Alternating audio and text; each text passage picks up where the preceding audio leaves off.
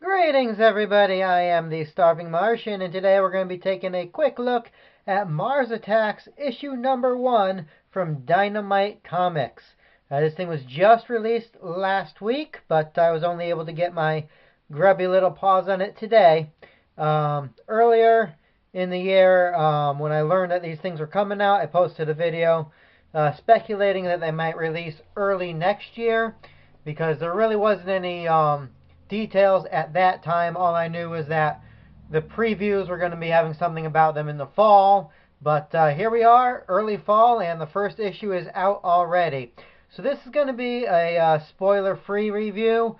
Just going to give you my general impressions of the first issue and show off a little bit of the artwork because I don't want to spoil anything. I want you guys to go out and I want you guys to buy this.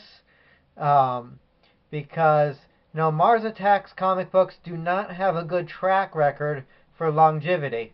The ongoing series tend to run 7, 10 issues and then fizzle out. And I'd like to see this particular series beat that record. I'd like to see this one go the distance. So this is issue number 1, as I said, from Dynamite Comics. Dynamite is a comic book publisher that I've never heard of before, but I don't actually frequent the comic shops that often. I mostly buy collected trade paperbacks, so I'm not up on all the latest companies, publishers, etc. But for what I've seen, I very, very much enjoy this new series already. It has a sense of humor to it that is funny. It makes you smile. Might even make you chuckle. It's not flat out hilarious, which is fine. Mars Attacks should not be a straight comedy. And that's one thing that reviewers of the movie always get wrong. They say that it's not as funny as a comedy should be, but the fact is, it's not really a comedy. It's an alien invasion movie that happens to be funny. And yeah, this pretty much follows the same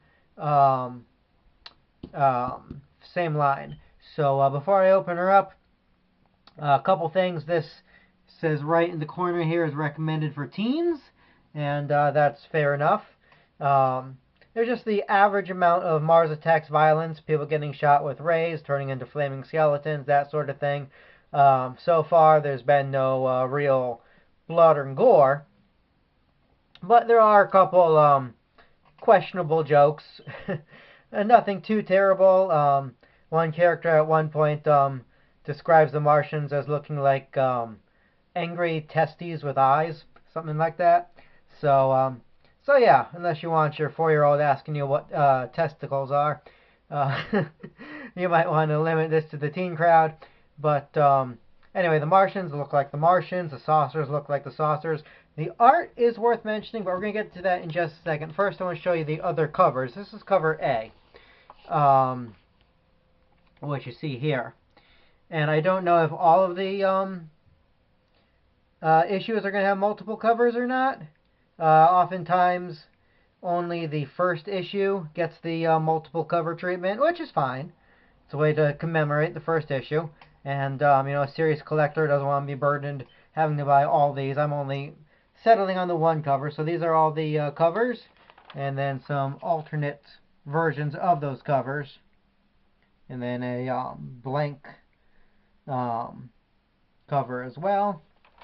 I got this one largely because when I went to my comic book store, this was the only one left. So seriously, guys, I'm sorry that I'm almost a week behind. But yeah, go to your comic book store if you got one nearby. Otherwise, I have also seen them on eBay, so you can order them. But I really hope people get this from their comic shop. That will encourage them to keep ordering them, and that will encourage Dynamite to keep publishing. Okay, so let's look at the comic itself. As I said, this is spoiler-free, but I want to give you just a flavor. So this is the kind of art we're dealing with. It's a little bit cartoony. It's definitely more cartoony than we're used to. It's more cartoony than I was expecting. Threw me for a loop for a couple pages, but you get used to it.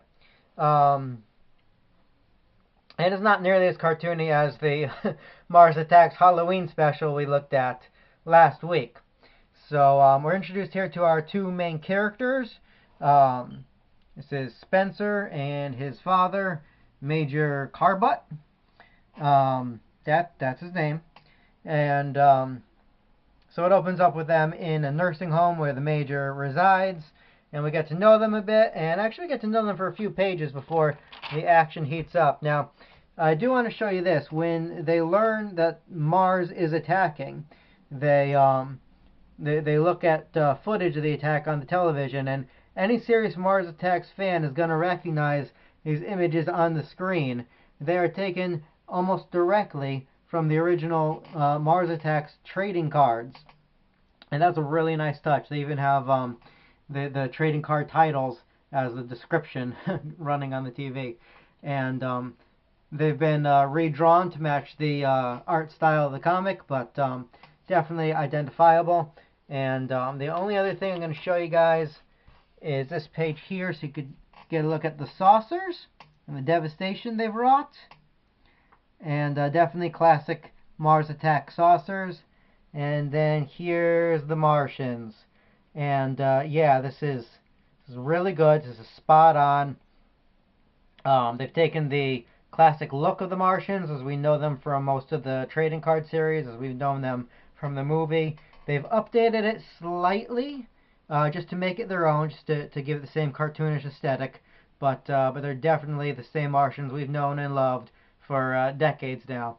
And so, yeah, that's all I'm showing you guys. And if you want to know more about this, you're going to have to either go get it yourself, or I suppose I'll eventually do an in-depth story analysis like I do with the Topps release and the IDWs, but that won't be for quite some time to come because, like I said, I don't want to step on their toes. I don't want to give anything away. All I will say is that if you enjoy Mars Attacks as a whole, there's something in here for you. This issue costs $3.99, and it's fair price. That's what comics go for these days, and I think it's definitely worthwhile. It feels like half the issue is like made up of in-store ads for the other comics that this place puts out, but I counted. There's 20 solid pages in here. And one other thing I'd like to point out is on the back we have an ad for Fallout trading cards by Dynamite. Now the reason I point this out is I've never played any Fallout games, so I don't know anything about them. I know that they're popular, but I was so glad to see that, because if Dynamite puts out cards, and if Dynamite has this publishing agreement with Topps, then it makes me that much more hopeful that we will, in the near future, see a new Mars Attacks trading card series, probably based off of this current comic series. So, guys, that's the Mars Attacks from Dynamite issue number 1. Highly recommended. Very much enjoyed it myself. Let me know in the comments if you've read it. Let me know your opinion. If not, are you planning on getting it? And what's your first impression just from the little bit you've seen? Alright, so this has been the Starving Martian. We will catch up with you next time. But until then, as I always say, keep watching the skies, and we'll see you later.